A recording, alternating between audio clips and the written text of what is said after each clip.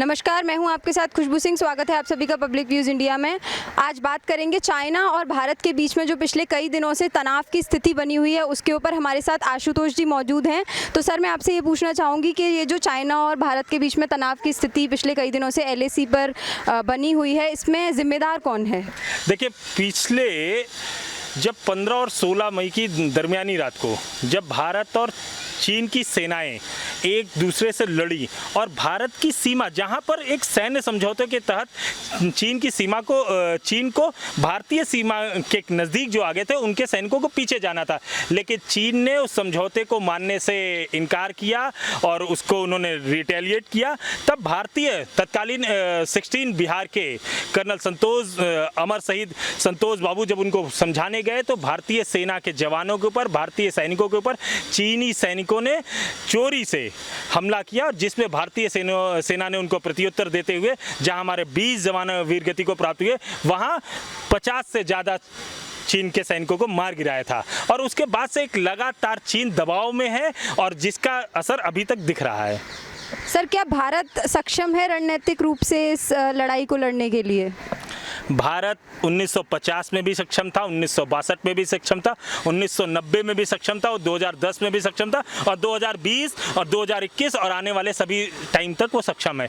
भारत को समझना पड़ेगा, भारत की सैन्य राजनीति को बनाने वाले लोग, यहाँ की राजनीतिक शक्तियों को ये समझना पड़ेगा कि देश की सैन्य क्षमताओं को कैसे उपयोग किया जाए। 1962 का युद्ध अगर हमारी तत्कालीन सरकार अगर वायुसेना का उपयोग करती तो कभी नहीं हारते। और ये मैं नहीं कह रहा हूँ, ये तत्कालीन देश के बहुत सेना के प्रमुखों ने बोला था, बड़े बड़े सैन्य अधिकारियों ने बोला था। और इतना ही नहीं, तो दुनिया में जब भी किसी युद्ध के बाद उस युद्ध की में सभी चीज़ की भूमिकाओं की चर्चा होती है तो आज तक लोग कहते हैं कि अगर भारत ने उस टाइम अपनी वायुसेना का उपयोग किया होता तो भारत को मुकी नहीं खानी पड़ती। सर, इसमें कांग्रेस भी काफ़ी पलटवार करती नज़र आ रही है। राहुल गांधी ने ये बोला कि चाइना के जो सैनिक हैं वो भारत में घुसते जा रहे हैं और मोदी सरकार कुछ नहीं कर रही है। देखिए, राहुल गांधी की किसी भी बात पर टिप्पणी करना अपने ऊपर हंसने जैसा है।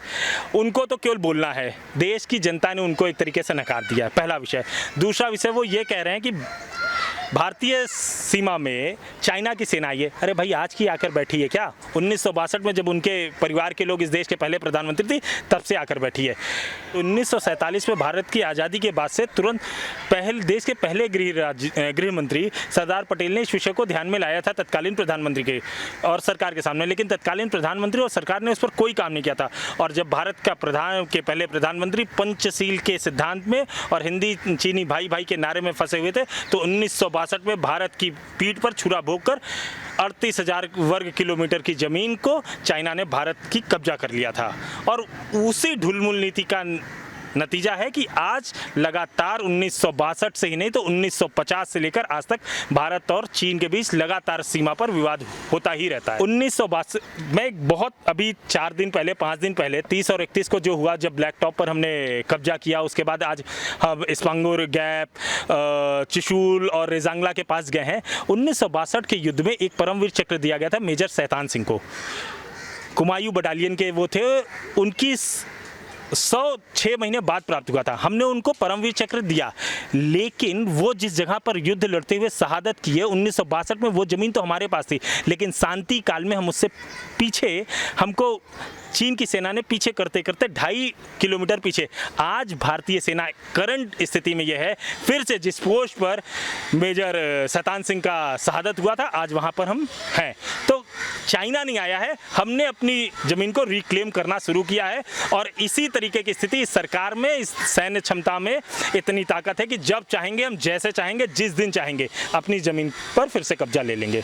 सर, भारत की सैन्य शक्ति बहुत मजबूत है, लेकिन फिर भी ऐसा क्यों होता है कि हर बार भारत को पीछे हटना पड़ता है? कब भारत पीछे हटा, मैं जानना चाहता हूँ।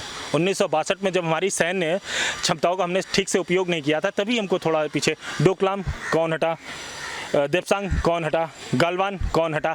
आज लगातार जो पिछले 4-5 महीनों से स्थितियाँ बनी हुई है, चाइना पहला चोरी छुपे आकर हमला तो करता है, लेकिन जब भारत रिटेलिएट करता है तो सबको हटना पड़ता है। आप भारत के ही साथ नहीं, आपको याद हो 2016 में जब भारत ने पहला सर्जिकल स्ट्राइक म्यांमार में किया था तो पहले लोग आकर हमारे जवानों को 16 जवानों को मणिपुर के चंदेल में शहीद करके गए थे। उसके बाद हमने रिटेलिएट किया, उरी हुआ, हमने पहली सर्जिकल स्ट्राइक पाकिस्तान में किया, पुलवामा हुआ, हमने बालाकोट किया, हम कभी भी पीछे नहीं हटे हैं और ना हटने वाले हैं। जब चाहेंगे, जहां चाहेंगे, जिस समय चाहेंगे हम वहां हमला करेंगे। हमारे CDS ने भी पिछले महीने कह दिया, जब जहां जैसे जिस दिन हम तय करेंगे वहां हमला कर सके। पूरा चाइना हमारी जद में है और आज जिस ब्लैक टॉप पर हम बैठे हैं उस इतनी रणनीतिक, केवल ब्लैक टॉप नहीं तो हमने फिंगर 4 की जो इम्पोर्टेंस स्ट्रेटजिक रिज लाइंस हैं वहाँ पर भी हमारी सेनाएं हैं। आज जब ब्रिगेड स्तर की बात हो रही है तो जिस मोल्डो में हो रही है, जिस हेडक्वार्टर मोल्डो के जिस ब्रिगेड हेडक्वार्टर पर भारत के और चीन के ब्रिगेड कमांड के हेड बैठकर मीटिंग कर रहे हैं, वो मोल्डो का हेड सेंटर भी भारतीय सेना के भारतीय तोपों के निशाने पर है। हम जब चाहेंगे चाइना की पूरी लाइन ऑफ एक्चुअल कंट्रोल के पास जितना भी उसने स्ट्रक्चर बना के रखा है, विद इन 15 मिनट हम उसको ध्वस्त कर देंगे। ये थे हमारे साथ आशुतोष जी, जिनका सीधे सीधे ये कहना है कि चाइना अगर भारत से भिड़ेगा तो जीत नहीं पाएगा, हम सीधे सीधे उनको कभी भी हरा सकते हैं। बाकी सारी अपडेट्स के लिए बने रहिए पब्लिक व्यूज़ इंडिया के साथ।